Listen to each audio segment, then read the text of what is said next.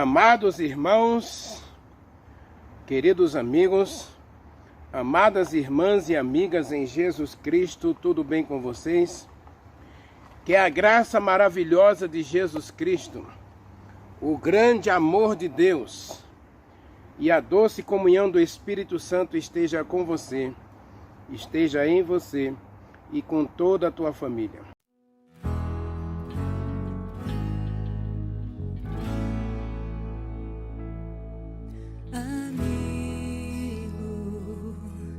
Enviado por Deus, Consolador, Santo Espírito,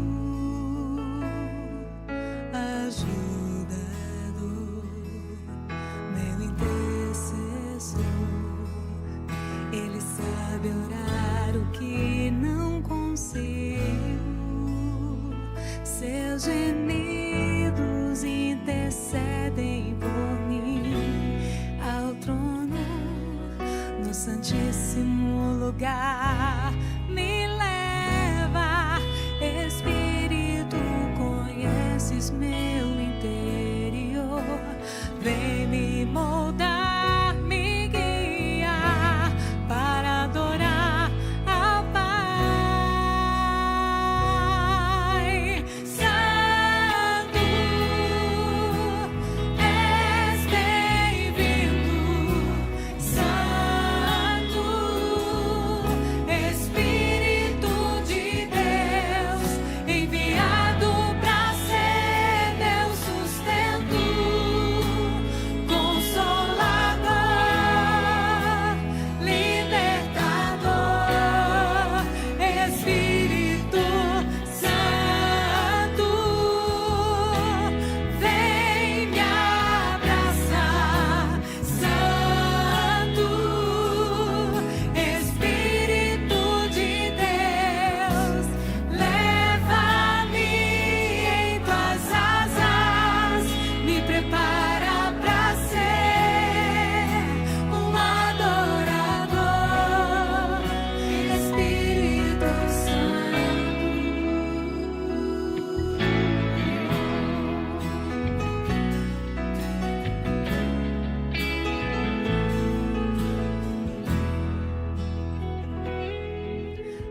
amigo, enviado por Deus, Consolador, Santo Espírito, ajudador, meu intercessor.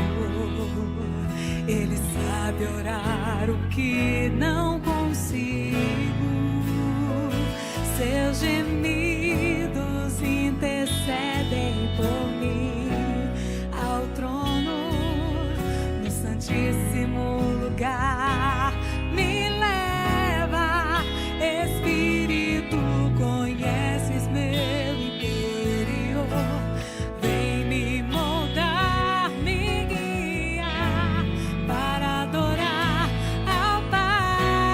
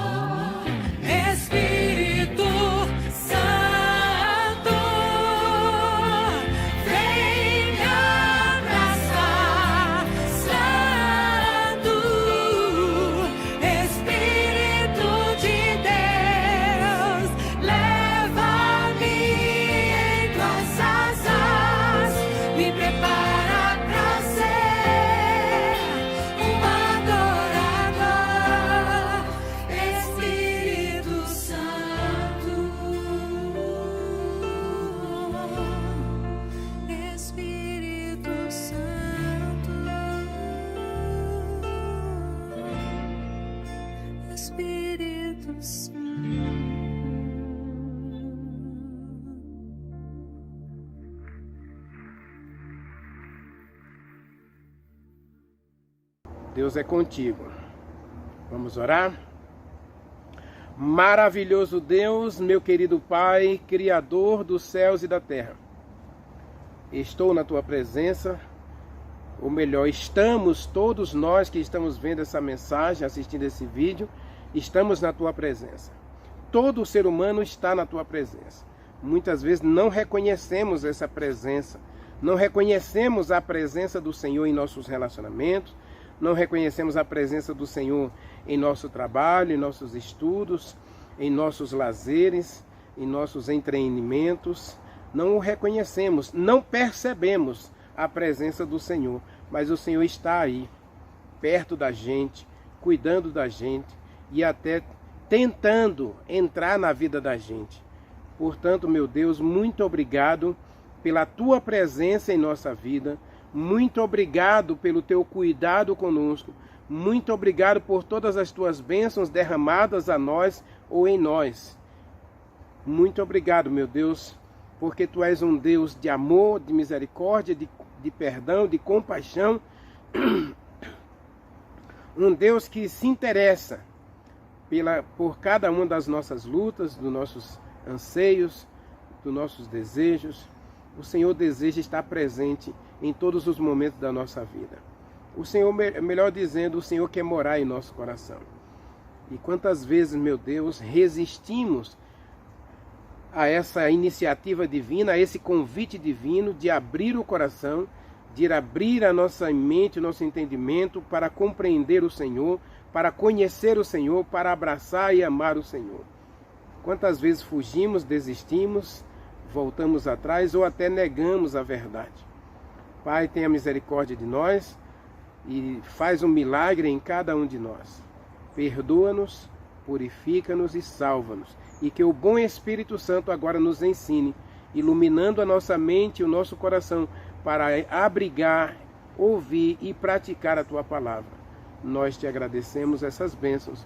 Nós te pedimos tudo em nome de Jesus Cristo. Amém. Amém. Amados, vamos voltar a Coríntios. Abra sua Bíblia em 1 Coríntios, capítulo 4. Eu fiquei um pouco preocupado com a mensagem de ontem, porque muita gente, realmente, muita gente mesmo, não é só no meu canal não, muita gente na igreja ou nas igrejas, dentro do cristianismo moderno, quando se fala em santificação, foge, corre, desiste, abandona a fé. Mas o ideal de Deus para mim, o ideal de Deus para você é santificação. Quem quer a glorificação, e eu sei que você quer, precisa aceitar a santificação. Precisa aceitar o processo de crescimento espiritual chamado santificação. Leia comigo 1 Coríntios capítulo 4, versículos 8 e 9. E vamos ler o 10 também. Vamos ver o que é que o Espírito Santo reservou para nós nesse texto.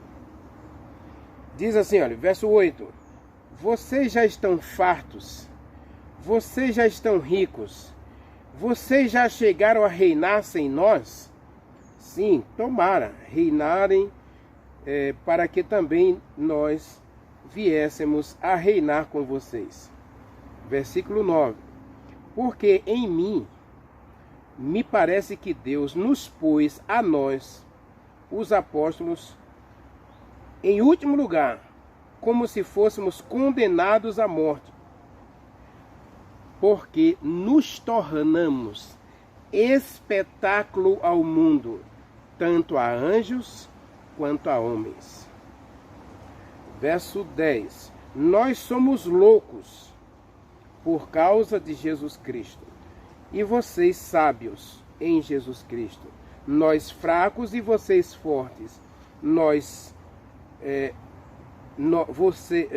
Vocês nobres e nós desprezíveis. Meu querido,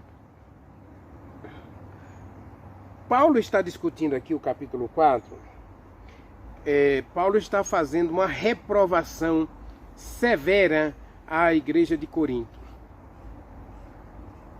Se você ler o capítulo 4 todo, você vai perceber que Paulo está preocupado justamente com a questão espiritual, a questão da santificação.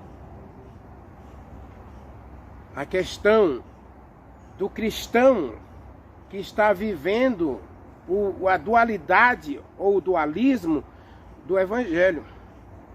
Como assim, Renivaldo? Preste atenção no texto. Paulo diz aí no versículo 8: vocês já estão ricos? Vocês já alcançaram a glorificação?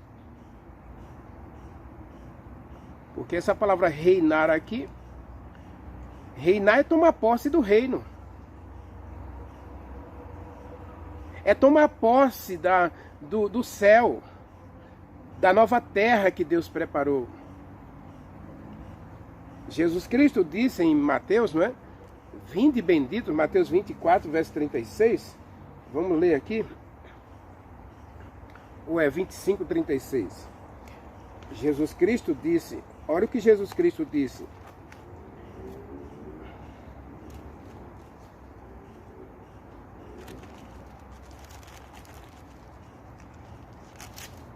O 25, 36. Não é 36 não, tá?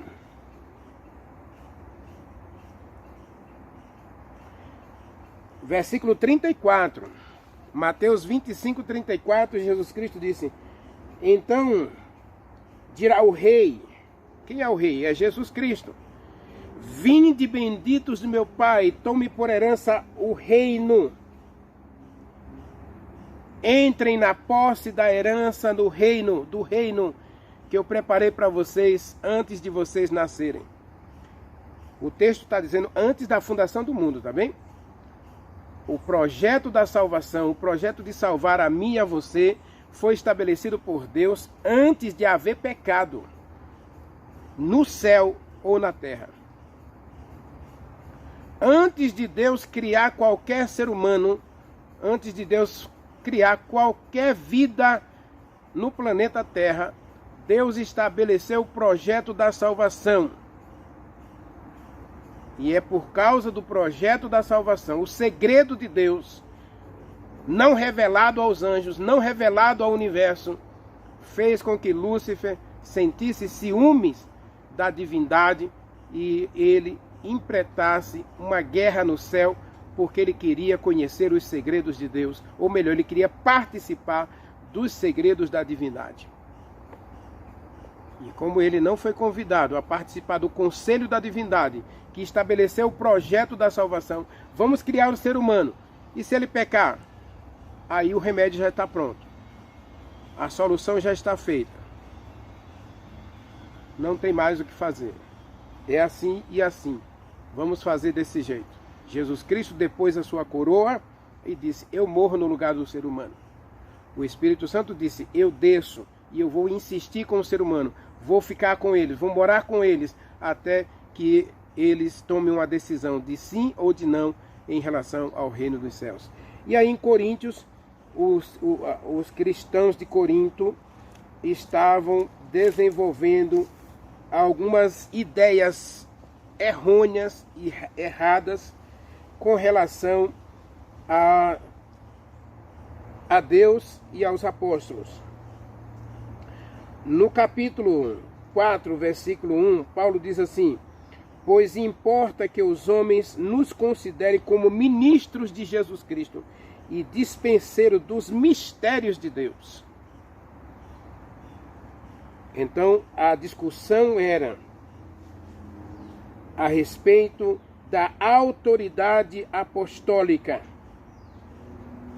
E Paulo está tentando levar os cristãos de Corinto a parar com as discussões religiosas para buscarem uma vida de aperfeiçoamento no caráter de Jesus Cristo.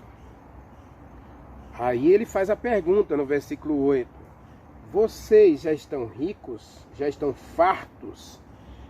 A palavra farto aqui é a pessoa que está completamente saciada. Ela pegou um prato de comida, então ela saboreou tanto aquele prato de comida que ela está satisfeita, ela está farta.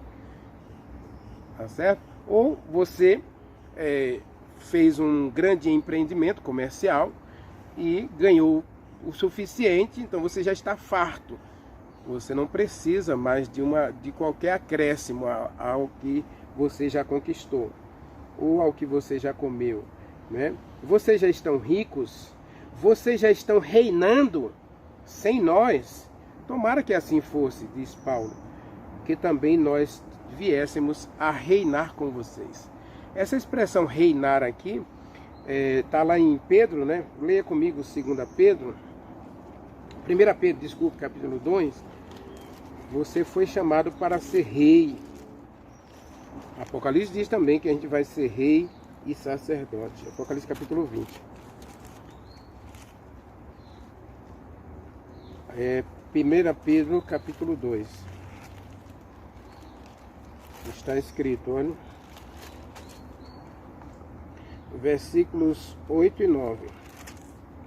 Está escrito assim: e a pedra de tropeço, a rocha de ofensa, são estes os que tropeçam na palavra, sendo desobedientes, para o que também foram postos.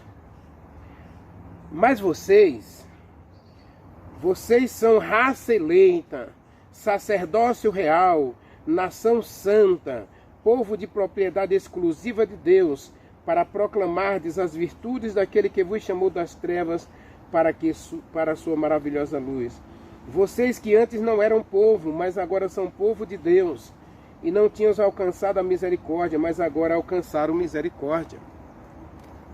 Então nós somos reino e sacerdotes. Então a palavra reinar tem que ver com o reino dos céus. Jesus Cristo falou de um reino dos céus, e falou de um reino dos céus e reino dos céus e reino de Deus. Jesus Cristo falou de reino de Deus e o reino dos céus. O reino de Deus é todo o universo, onde Deus governa, onde Deus manda, onde Deus dirige, onde Deus administra. Eu e você, Salmo 24, versículo 1, né? Diz que a terra e sua plenitude pertence a Deus. Então, tudo aqui faz parte do reino de Deus. Lógico que eu só vou fazer parte do reino de Deus se eu me colocar sob a tutela do rei. Qual é o rei? O rei é Deus, ou Jesus Cristo, ou o Espírito Santo, né? Deus é um só, dividido em 3 pessoas, coeternas, individuais, pessoais, amorosas, oniscientes, onipresentes, onipotentes, imutáveis. Então, a divindade tem o reino de Deus. O reino de Deus é tudo que engloba a administração de Deus. O reino dos céus é o lugar que Deus está preparando para todos aqueles que uma vez experimentaram o pecado aqui e foram transformados pelo milagre da salvação, pelo milagre do sangue de Jesus Cristo. Esses aí vão fazer parte do reino dos céus. Quando Jesus Cristo fala na parábola de Mateus capítulo 13, leia comigo Mateus capítulo 13, olha que ele diz assim, versículo 1, ele diz assim, olha, se reuniu uma grande multidão ao redor dele, e muitas coisas ensinou a ele por parábolas, e ele vai dizer, eis que o semeador saiu a semear, e uma parte caiu à beira do caminho. Então ele vai comparar aí o reino dos céus a vários tipos de solo que aceita ou rejeita a mensagem da palavra, né? aceita ou rejeita a semente. Em outra ocasião, Jesus Cristo vai dizer: o reino dos céus é semelhante a 10 virgens, o reino dos céus é semelhante ao grão de mostarda, o reino dos céus é semelhante ao fermento, o reino dos céus é semelhante. Então, o reino dos céus tem que ver com a oferta da graça. O reino dos céus tem que ver com a oferta da salvação oferecida gratuitamente ao pecador. Isso tem que ver com o reino dos céus. O reino de Deus, né? Inclusive a Bíblia diz, Jesus Cristo diz que o reino de Deus está em nosso coração. Ora, se o reino de Deus está em nosso coração, é porque eu abracei o reino de Deus. Eu aceitei a Deus como meu rei, como Senhor da minha vida. Leia o Salmo 2, não é? Salmo 2, Jesus Cristo fala justamente sobre essa questão aí de a gente buscar aceitar o reino de Deus. Aí, Paulo está combatendo os cristãos de Corinto, justamente falando sobre essa questão. Mas eu vou fazer uma pergunta para você, para a gente passar para o tema principal da mensagem. A pergunta é: alguém recebe o reino de Deus sem Jesus Cristo voltar a esta terra? Existe uma questão muito séria hoje dentro do cristianismo, chamada a defesa da imortalidade da alma. E a Bíblia não apresenta em nenhum texto bíblico, mas absolutamente nenhum texto da Bíblia apresenta qualquer indício de vida após morte, ou vida na morte.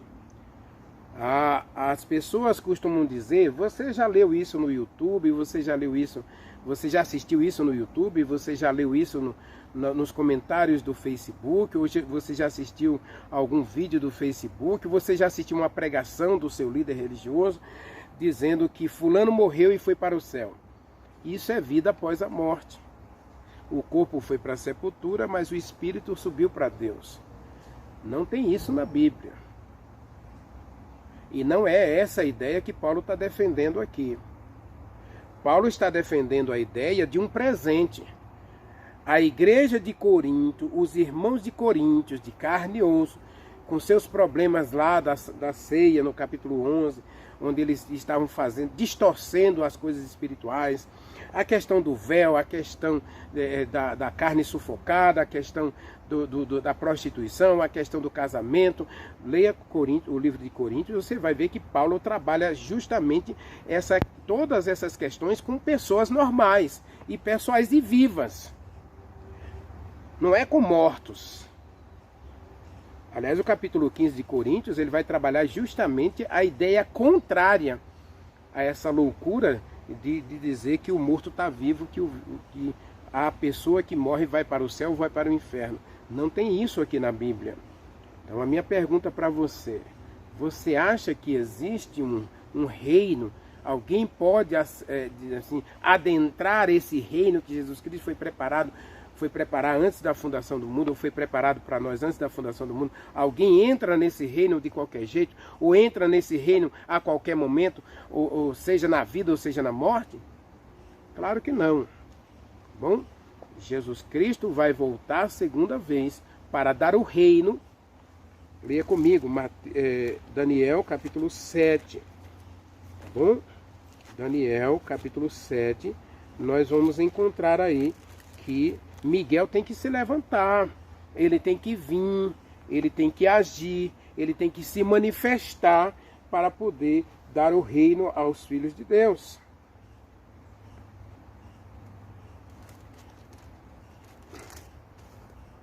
Verso 20 em diante, eu acho.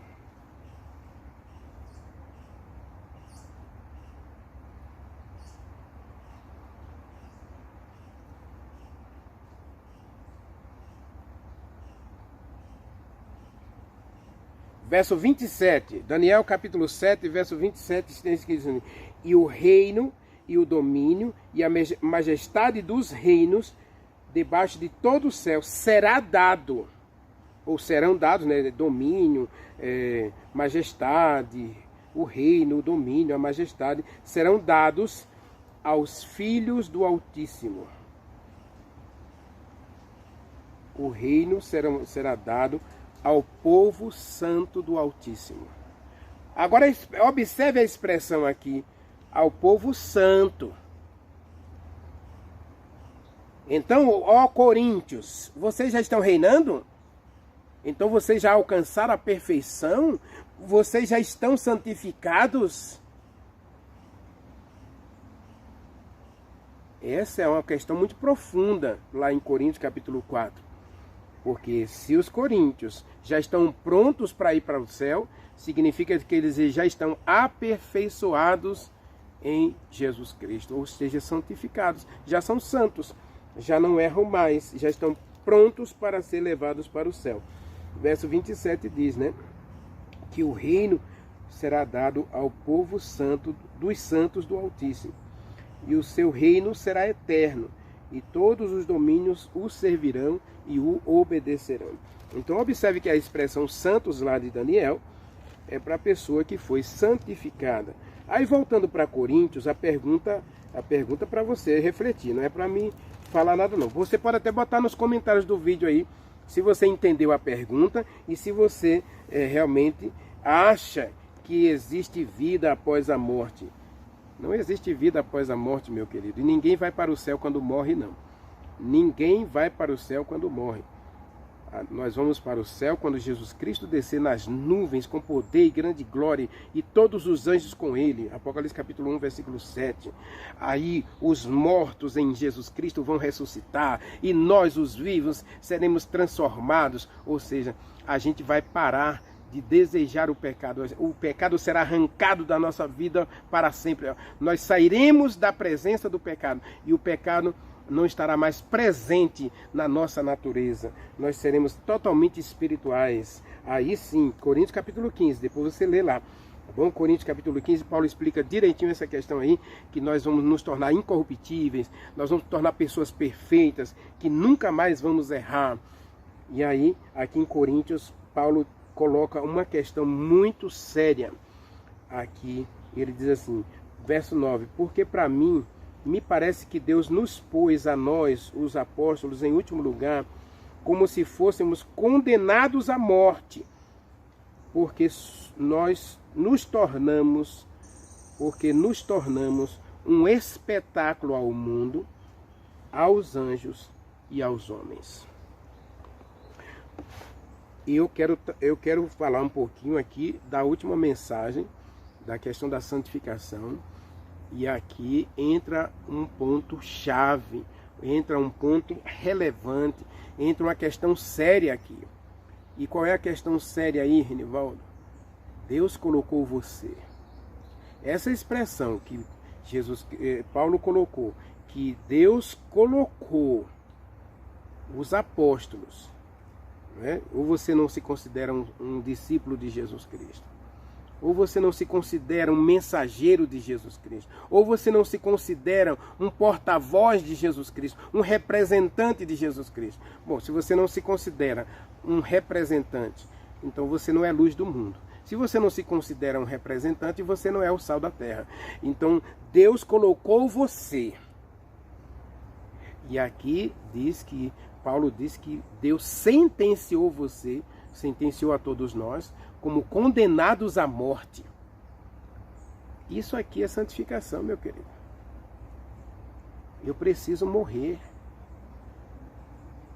Paulo vai dizer em Romanos, Coríntios e no livro de Gálatas que o cristão precisa morrer para as obras da carne, para viver no Espírito.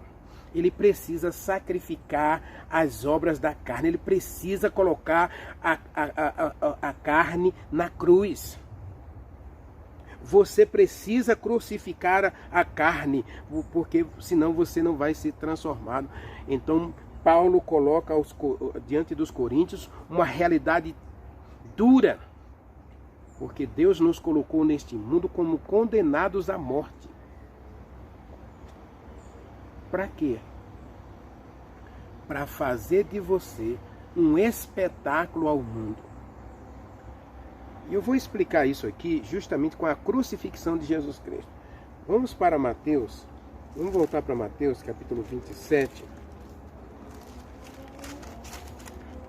Mateus capítulo 27, vamos falar da crucifixão de Jesus Cristo.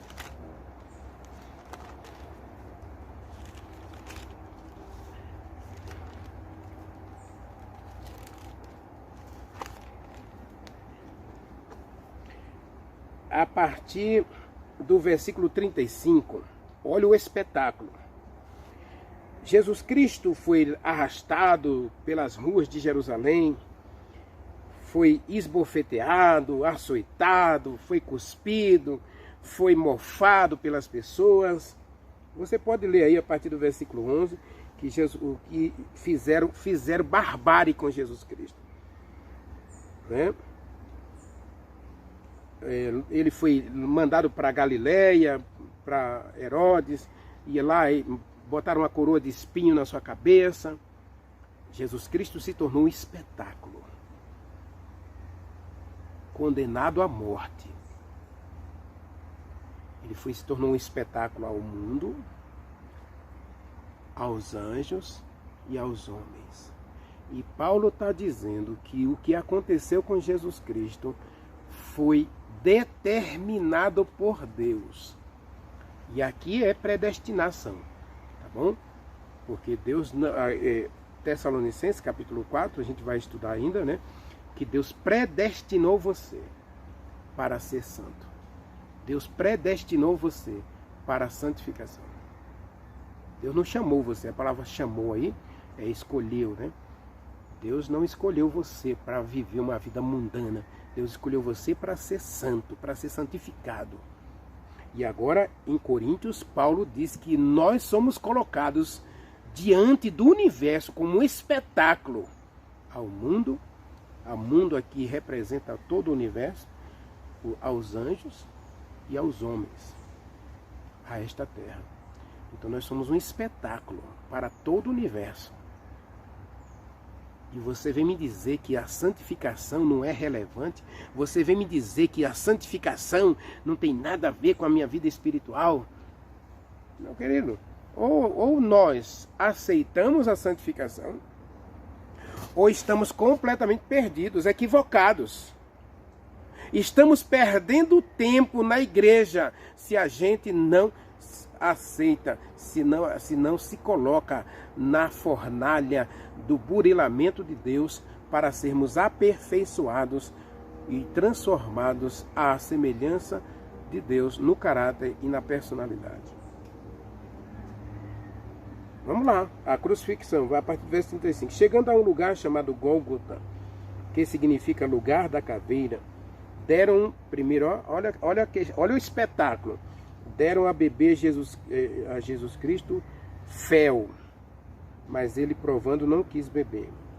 Depois despiram a Jesus Cristo, né, tiraram a roupa. João vai dizer que ele ficou nu. Olha o espetáculo, né?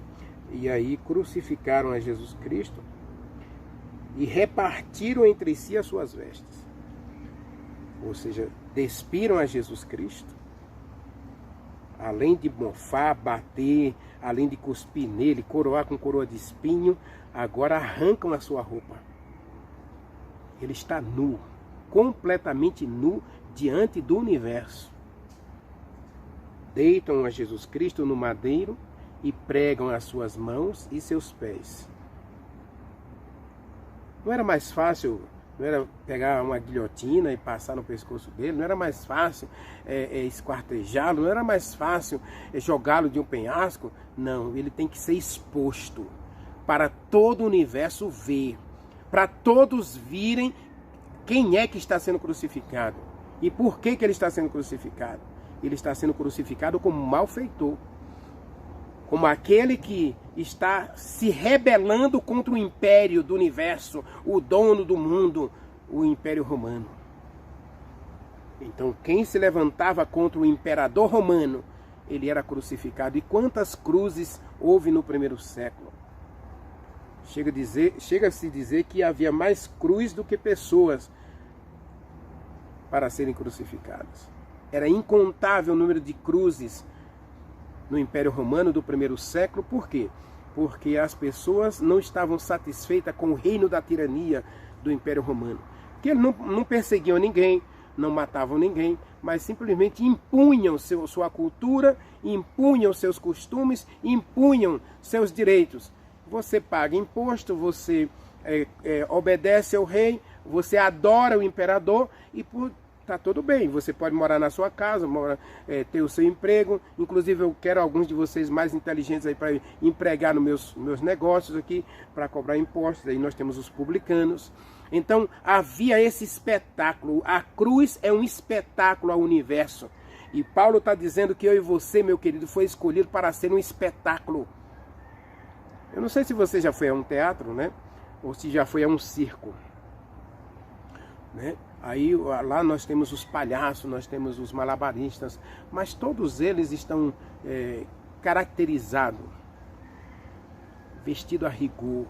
Então eles se colocam ali diante da plateia para fazer o show, para alegrar a plateia, para dar a prazer, alegria, satisfação à plateia. E Paulo usa a expressão do teatro para falar do cristão. O que é você diante do universo? O que é você diante do mundo? O que é você diante dos anjos? Você é um espetáculo. No capítulo 2 ele diz que você é uma carta que tem que ser lida e compreendida por todos os homens. Aqui ele agora diz que você é um espetáculo. Você não é o bobo da corte, por favor. Você não é o palhaço da história. Você é o cristão. Você é aquele que tem as marcas de Jesus Cristo. Você é aquele que tem as marcas da salvação em sua vida e no seu caráter, na sua personalidade. Paulo disse, ninguém me moleste, ninguém mexa comigo, porque eu trago no meu corpo as marcas de Jesus Cristo. Meu querido, se o cristianismo moderno pudesse gritar hoje, eu tenho as marcas de Jesus Cristo, ele já teria voltado. Eu posso gritar para o mundo que eu tenho as marcas de Jesus Cristo? Jesus Cristo se tornou um espetáculo. Ele foi ferido nas mãos, ferido na testa, ferido no abdômen, ferido nos pés. Ele foi maltratado, cuspido, rejeitado e por último ele foi jogado numa cruz, pendurado entre o céu e a terra, para que todo aquele que nele crê, para que todo aquele que olhar para ele tenha a vida eterna. E Deus nos deu essa responsabilidade de levar a luz, de nos tornar um espetáculo ao mundo, para que as pessoas olhando para você, veja Deus, veja Jesus Cristo, veja o Espírito Santo.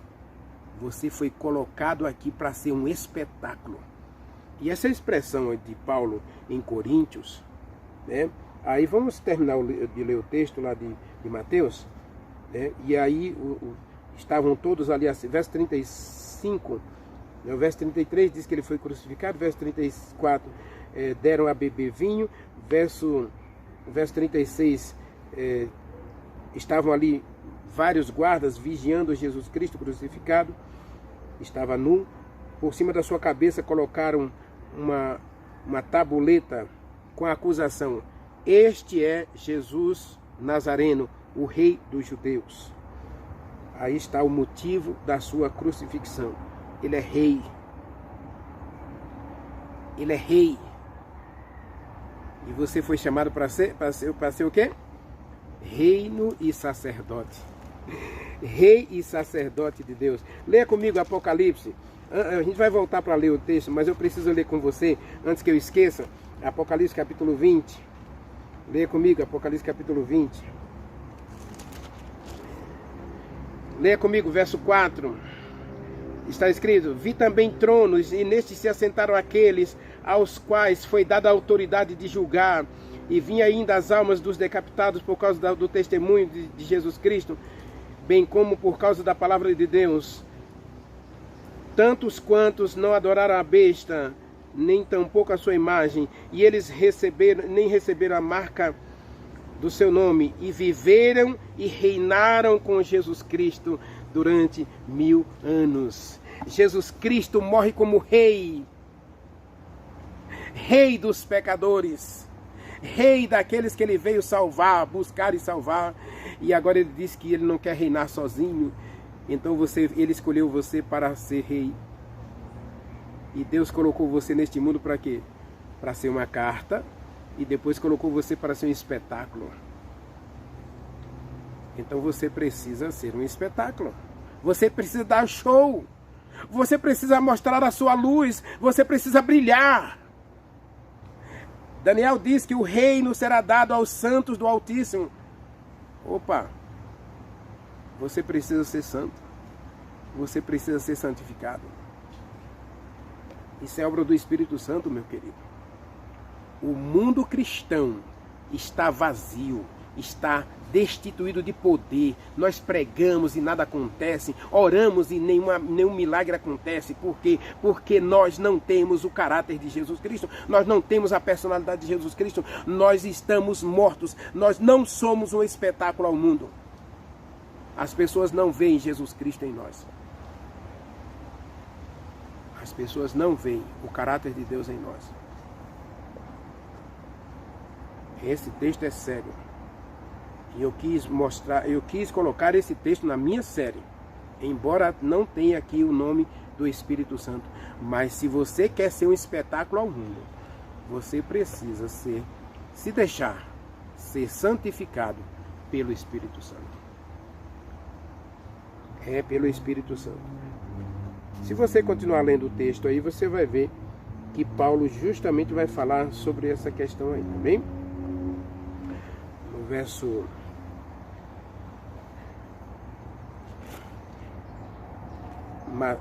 Coríntios, capítulo 4, ele fala justamente dessa questão aí, que ele, até o presente, ora sofremos com fome, com sede, com nudez, somos esbofeteados e não temos morada certa.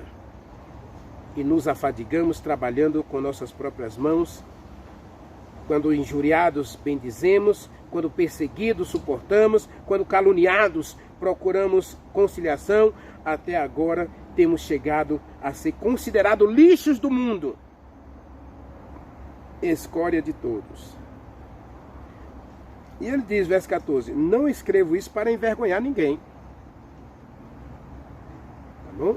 Não, pelo contrário, para vos admoestar como a filhos amados.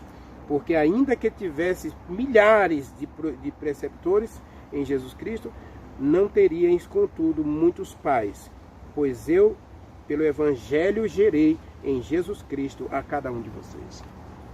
Então Paulo, ele se coloca como alguém que ele vai aceitar o caminho que Deus estabelece para ele. E a sua preocupação era uma só: brilhar. Mostrar Jesus Cristo ao mundo. Ser esse espetáculo.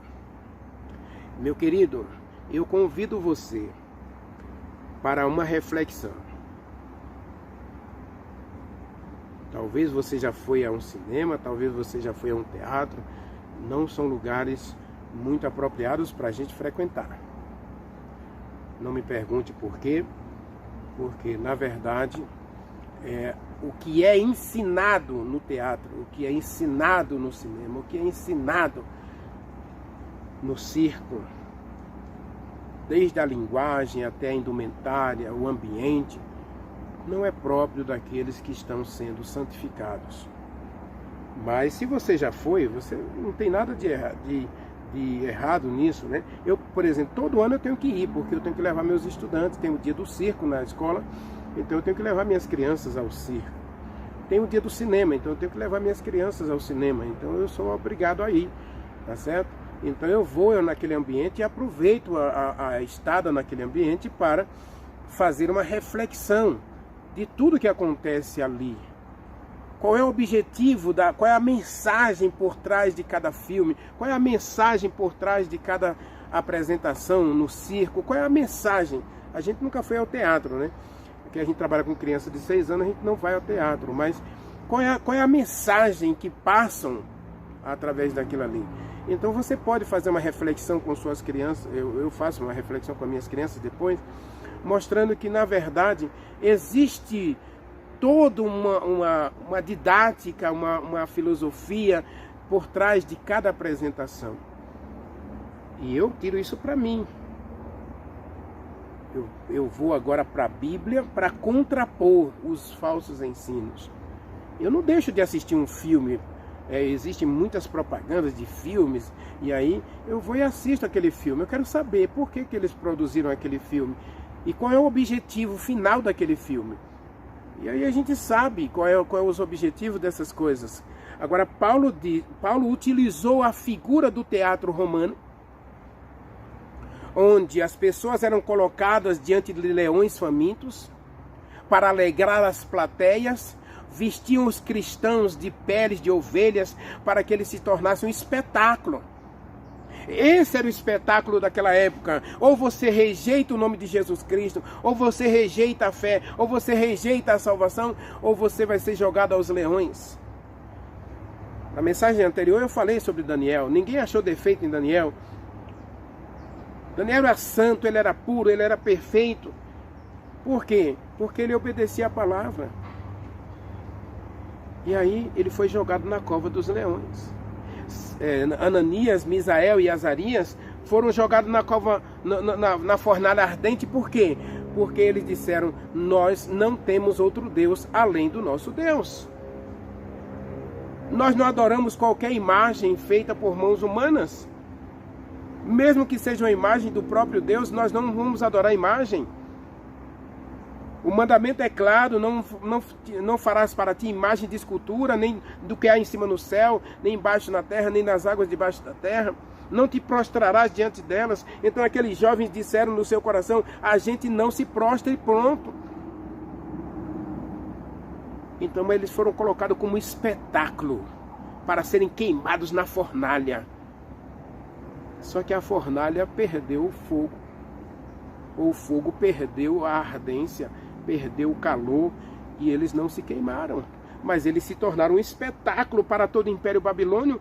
Daniel se tornou um espetáculo para a Babilônia. Jesus Cristo se tornou um espetáculo para o mundo. A loucura da cruz, que Paulo fala aqui em Coríntios capítulo 4. A loucura do Evangelho é Deus matar seu próprio Filho para salvar pecadores. Então Jesus Cristo se coloca como um espetáculo. Ele se lança ao vitupério, ao escárnio, à zombaria, à perseguição, ao sofrimento e à morte. E Paulo diz no capítulo 4 que ele se expôs a tudo isso: à nudez, à fome, à perseguição, à injúria, ao falso testemunho entre os irmãos. Se você ler 2 Coríntios capítulo 12, ele vai falar que ele sofreu tudo por causa de Jesus Cristo, para ganhar a Cristo. Filipenses capítulo 2, versículo 8. 3, versículo 8. Então você foi colocado como espetáculo ao mundo. E agora fica o cristianismo moderno dizendo que a gente não pode sofrer, que Deus nos chamou para parar de sofrer. Que história é essa? Meu querido, o cristianismo é processo de crescimento espiritual, santificação. Para eu e você se tornar esse espetáculo, a gente precisa aceitar o processo da santificação. E santificação é uma obra dolorosa, porque Deus vai ter que fazer cirurgia. Deus vai ter que amputar. A primeira amputação é o coração, né? Vai arrancar o coração, é um transplante. A primeira cirurgia é o transplante de coração. Segundo, ele vai ter que arrancar teus olhos. Jesus Cristo disse: se teu olho te faz pecar, arranca-o. Se tua perna te faz pecar, corte-a. Se tua mão te faz pecar, corte-a. E agora você vem dizer que o cristianismo, Jesus Cristo me chamou, ele só quer o coração, a gente tem que parar de sofrer. Tem uma placa em algumas igrejas por aí: pare de sofrer. Jesus Cristo não está presente nessa mensagem. A mensagem do Evangelho é uma mensagem de espetáculo. Os cristãos no Império Romano, eles eram colocados nas arenas para ser um espetáculo aos mofadores, aos zombadores, àqueles que não aceitaram o cristianismo. E na Idade Média, quantos cristãos foram colocados em praça pública e queimados em praça pública? Quantos cristãos foram cerrados pelo meio em praça pública? Quantas mulheres grávidas tiveram seus filhos arrancados em praça pública e queimadas vivas com suas Bíblias, embraçando a sua Bíblia? E agora, século 21, o cristão do século 21 não pode sofrer. Então não é cristão. E esse cristão não tem lugar no reino de Deus. Não vai reinar com Jesus Cristo. Não vai reinar com Jesus Cristo. Por isso eu fiz a pergunta.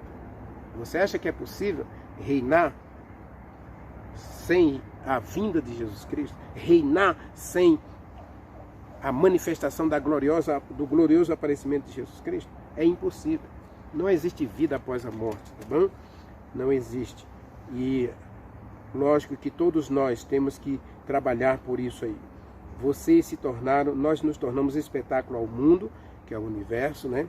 Todos os mundos criados por Deus, aos anjos, todos os anjos, tanto os bons quanto os maus. Nós temos aqui milhões de anjos que foram expulsos do céu, que moram conosco, e nós temos aí a humanidade. Todos os homens precisam ver quem é você. E eu não vou dizer mais quem é você, porque você já sabe que você é um filho de Deus e você sabe por que você está aqui, para ser uma carta, para ser um espetáculo, para glorificar a Deus, e os homens possam glorificar e exaltar a Deus com a sua vida. Eles sejam envergonhados diante de Deus pela tua vida exemplar, irrepreensível, assim como o mundo da Babilônia foi envergonhado e tiveram que honrar a Deus através da vida de Daniel. Assim como o mundo da Babilônia foi envergonhado e tiveram que exaltar e a glorificar e honrar a Deus, no caso de Ananias, Misael e Azarias. O mundo dos persas teve que se dobrar diante do Deus de Esther, de Mardoqueu. O mundo teve que se dobrar diante de Jesus Cristo. E aí diz Filipenses que diante de Jesus Cristo se dobrará todo o joelho no céu e na terra. E Paulo está dizendo que eu e você foi escolhido para reinar com Jesus Cristo, para viver com Jesus Cristo. Se você com ele sofrer, Romanos capítulo 8, versos 16 e 17. Se eu escolher sofrer com Jesus Cristo, andar com Jesus Cristo, desenvolver o caráter de Jesus Cristo em mim, eu vou reinar para sempre com ele. Quem pode fazer isso na minha vida, Renivaldo? Só o Espírito Santo. Só o Espírito Santo é capaz de processar a santificação na minha e na tua vida e nos dá o direito à vida eterna. Quer você ser um espetáculo ao mundo?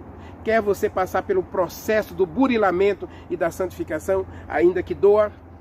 Quer você aceitar ser um espetáculo ao mundo, aos anjos e aos homens? Diz 2 Coríntios, capítulo 6, né, que nós vamos julgar os anjos que caíram.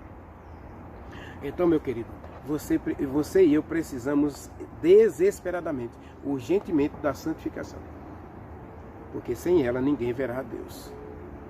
E para ser um espetáculo ao mundo, a gente precisa estar santificado. Porque o reino será dado aos santos do Altíssimo. Eu quero que o reino seja dado a você. Ore comigo. Maravilhoso Deus, meu querido Pai, Criador dos céus e da terra, obrigado, meu Deus, porque em Jesus Cristo nós temos a salvação e a vida eterna. Obrigado porque Ele nos escolheu para sermos espetáculo a este mundo.